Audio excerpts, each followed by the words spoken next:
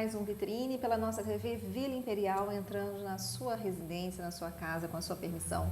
E nós ficamos muito felizes com a sua participação e a sua aceitação do nosso programa. Em nossos estúdios, hoje, um professor da Universidade Católica de Petrópolis, que vai ser celebradíssimo, né, a partir do dia 1º de abril, na Universidade Católica de Petrópolis. Nós estamos falando do professor Rolim. Quem não conhece o professor Rolim, né, do curso de Direito da Universidade Católica de Petrópolis, e para comemorar 50 anos de vida dedicada a esta instituição, ao magistério, à academia, a universidade organizou com muita dedicação, muito empenho, com a participação de alunos e ex-alunos, todos assim muito mobilizados e envolvidíssimos, num seminário de Direito Civil e Processual Civil, acrescido de uma Assembleia Universitária, onde será concedido o título Doutor Honoris Causa. Professor Rolim, boa tarde. Boa tarde. Como o senhor se sente, né, completando 50 anos e presenciando essa euforia, essa alegria, esse momento em que dizem que organizar, né, a festa é o melhor da festa, né? Sim. As pessoas mobilizadas, as pessoas disponíveis. Nós vamos falar dos convidados ilustres que estarão presentes a este seminário, a essa programação extensa, ampla e muito bem elaborada para comemorar os seus 50 anos. Bem, eu me sinto, de certo modo, bastante surpreso com a densidade, com a intensidade, com a movimentação que eu percebo, a que a senhora já se referiu, né, com relação a esse evento, a essa oportunidade. E, de outro lado, bastante gratificado e até, por que não dizer, até de certo modo, envaidecido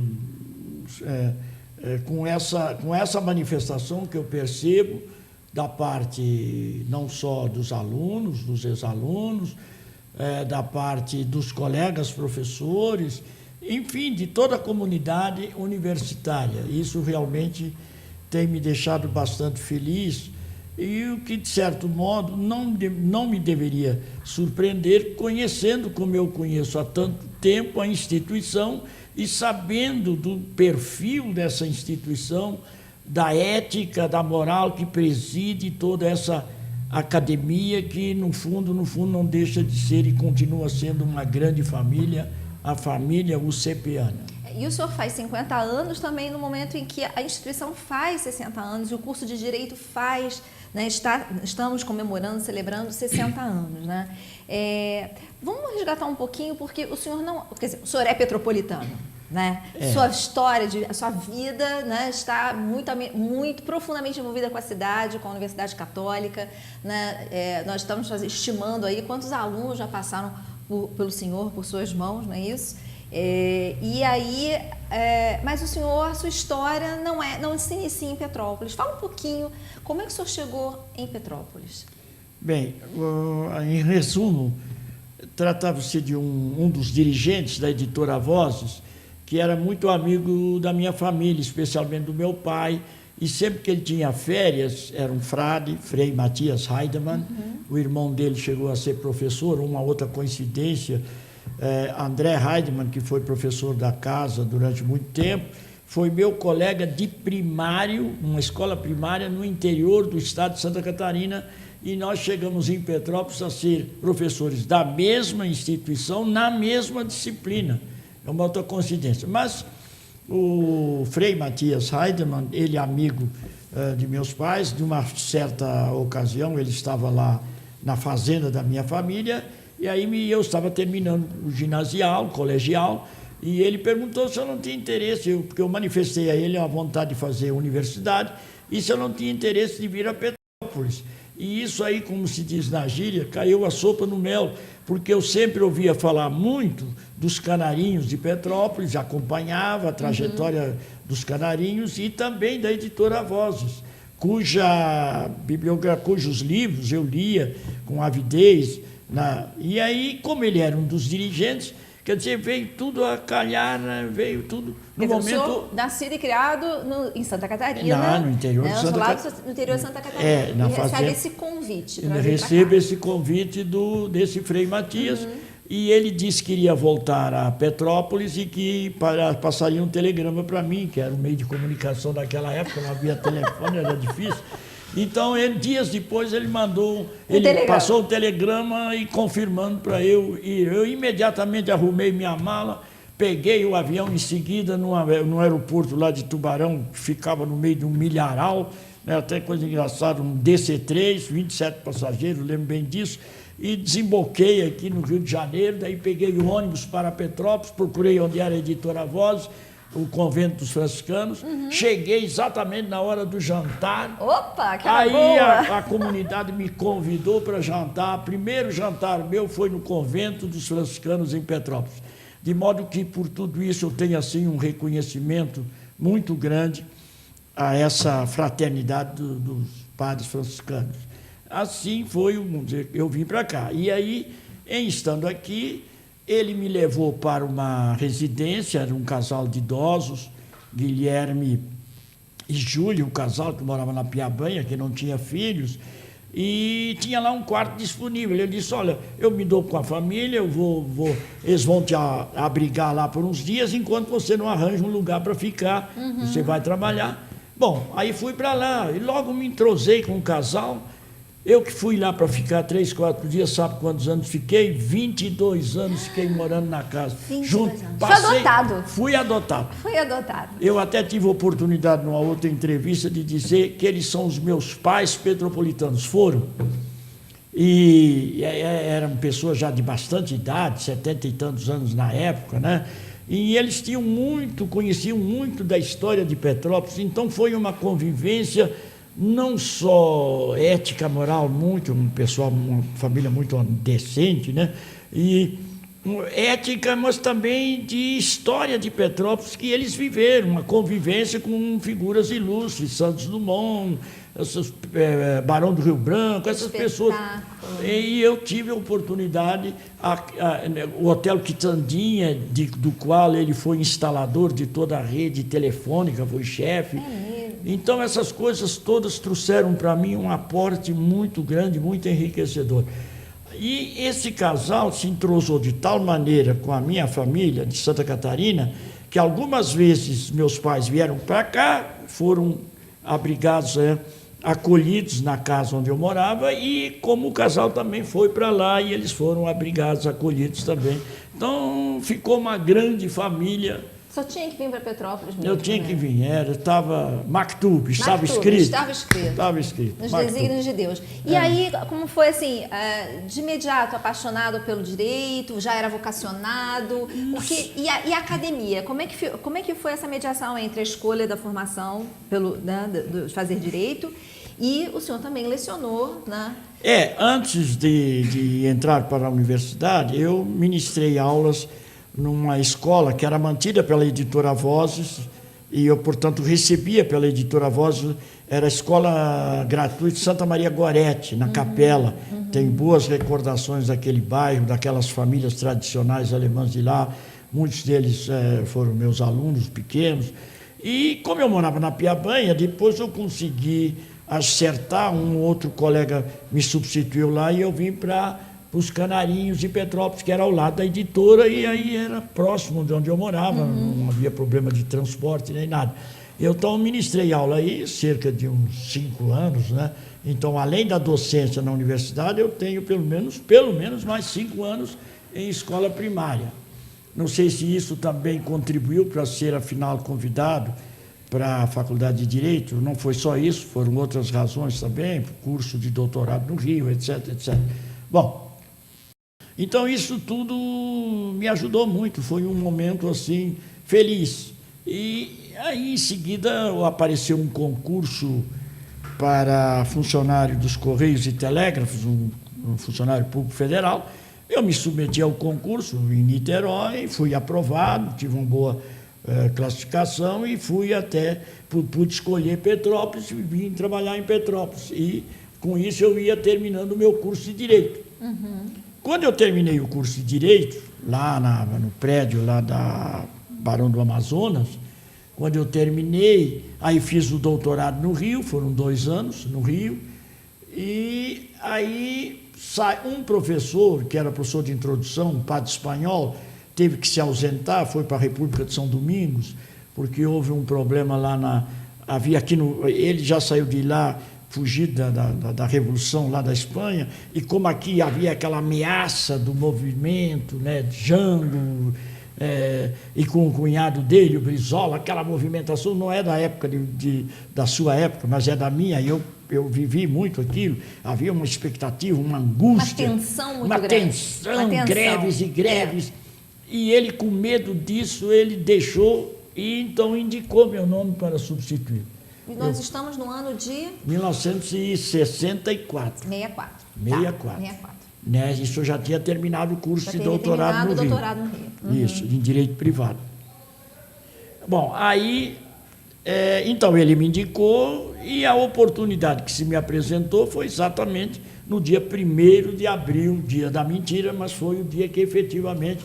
o dia do nosso seminário, que inicia o nosso exato, seminário que lá na começa universidade. Nesse dia. Então, começa na terça-feira, dia 1º agora. Isso aí, exato. Então eu ia sair de manhã de casa, as aulas eram pela manhã, enquanto eu ia me dirigindo para a faculdade, aí pelo radinho a gente ouvia as tropas vindas de Minas, do general Olímpio Mourão Filho, se dirigindo ao Rio para se encontrar com o primeiro exército do Rio, e a Mauri Cruel vinha de São Paulo, e eu me dirigindo à faculdade naquela angústia, daquela expectativa, né, aquela tensão de primeira aula, uma turma enorme, esse clima político, né, que estava aí político, militar.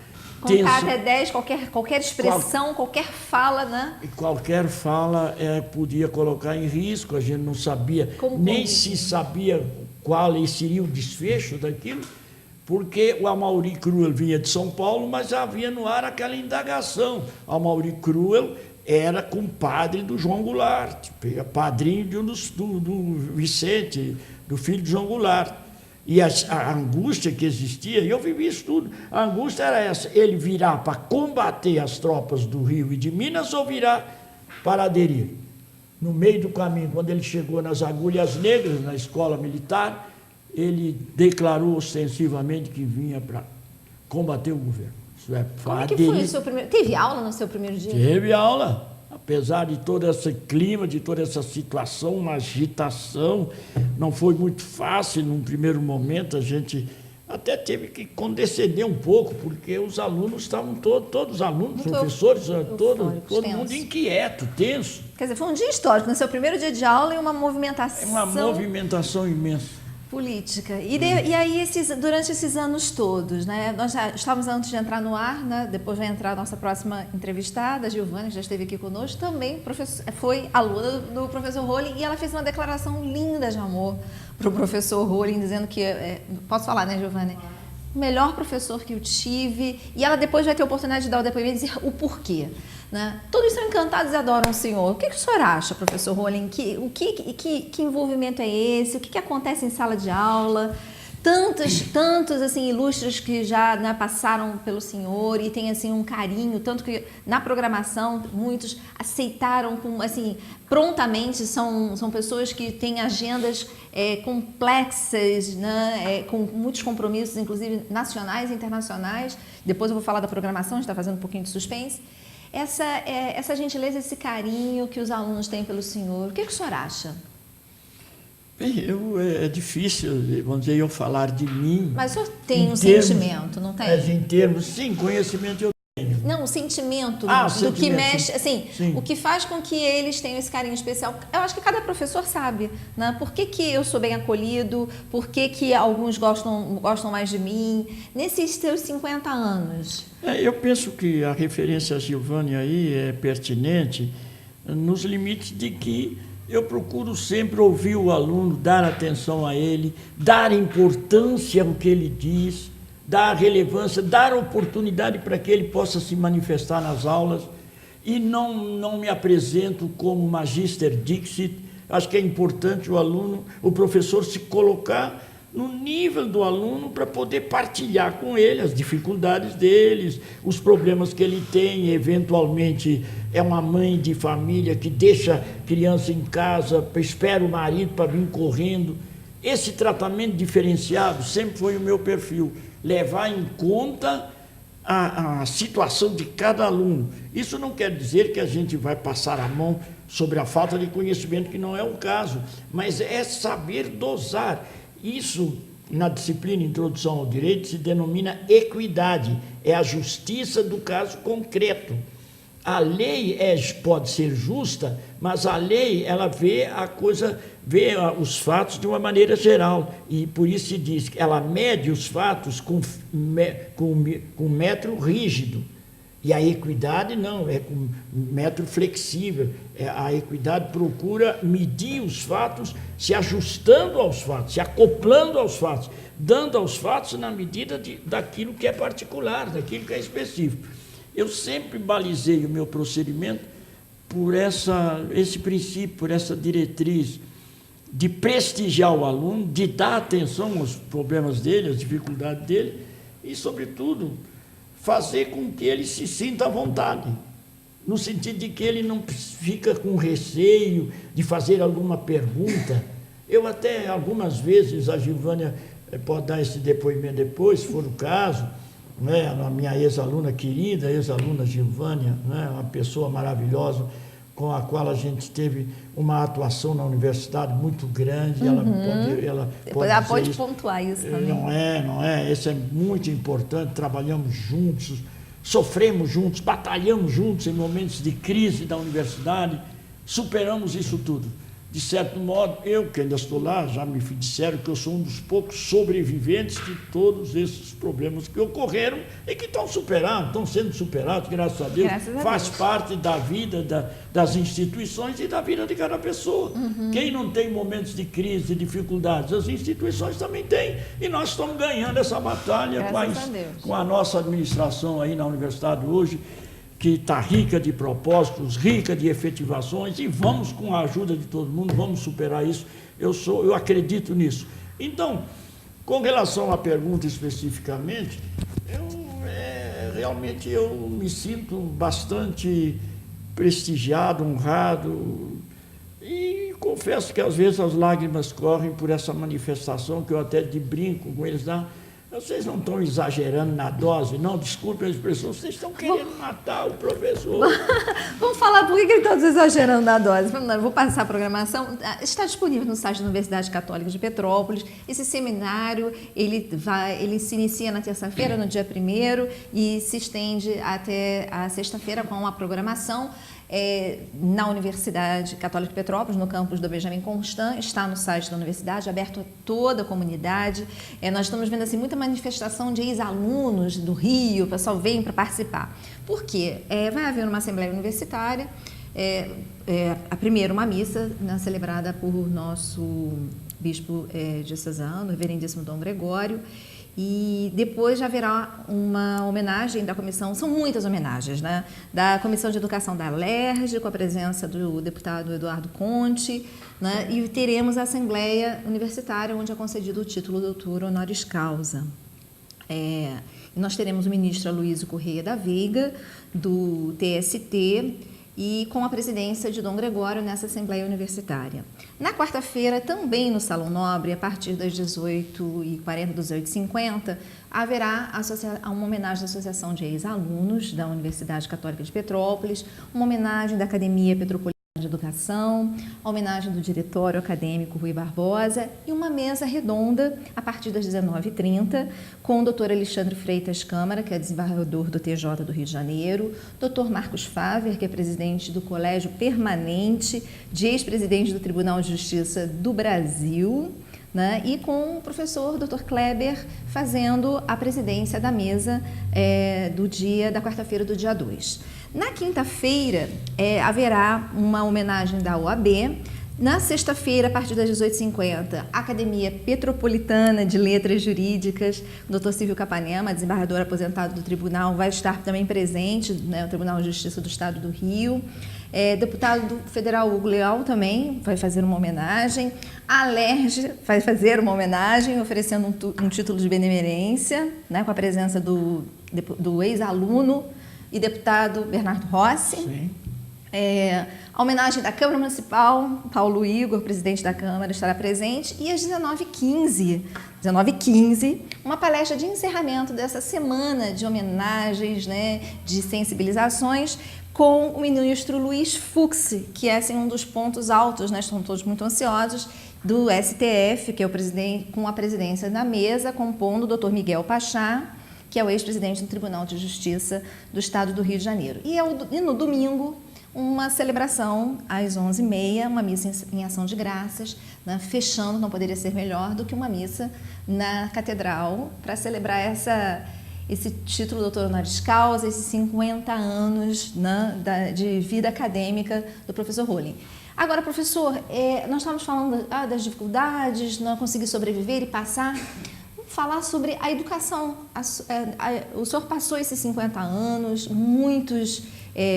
hoje nós temos vários expoentes, né? Não sei se de repente o senhor quiser citar, porque às vezes cita um, esquece de outro. Isso é complicado, mas enfim. Porque são tantos que são muitos. O elenco iria exigir muito tempo. Pois é, mas todos estarão presentes, pelo menos a grande parte deles estarão presentes nessas homenagens, né? Por isso essa extensão de eventos, né? Para que todos possam estar com o senhor celebrando.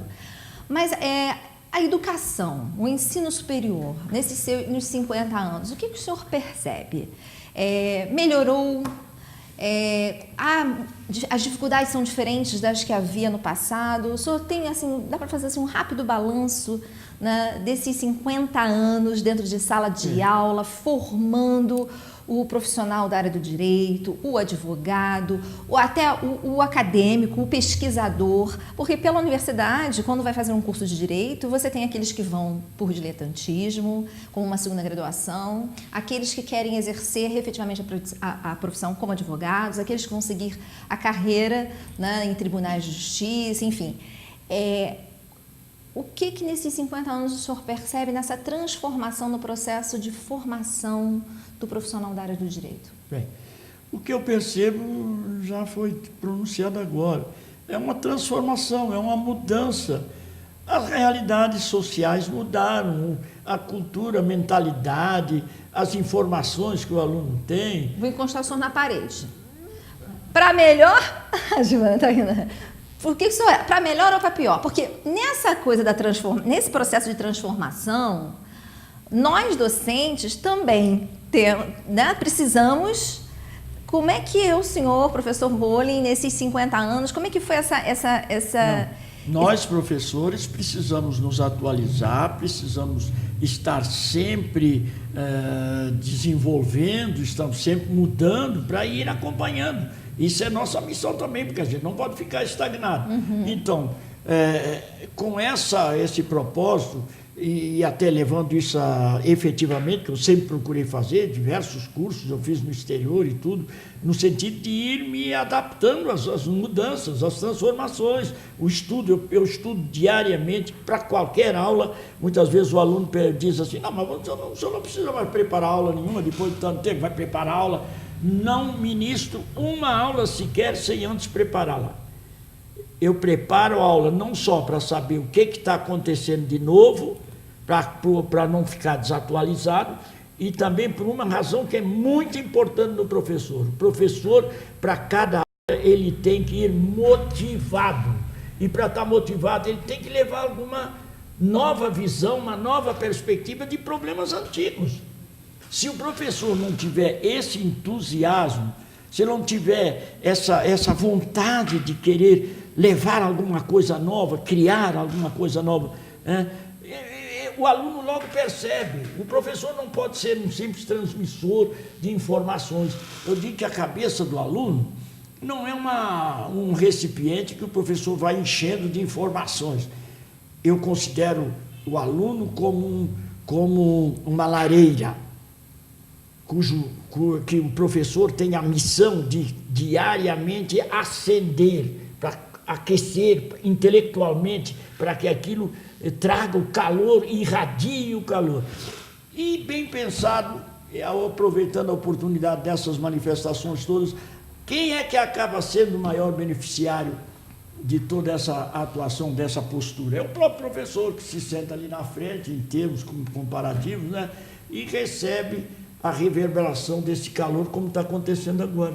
Agora eu estou sentado diante dessa imensa lareira, que são os números grandes de ex-alunos que estão vindo aí com esse reconhecimento. Com esse abraço, né? Com esse abraço carinhoso. Eu estou dizendo assim, olha, eu não vou entrar no mérito.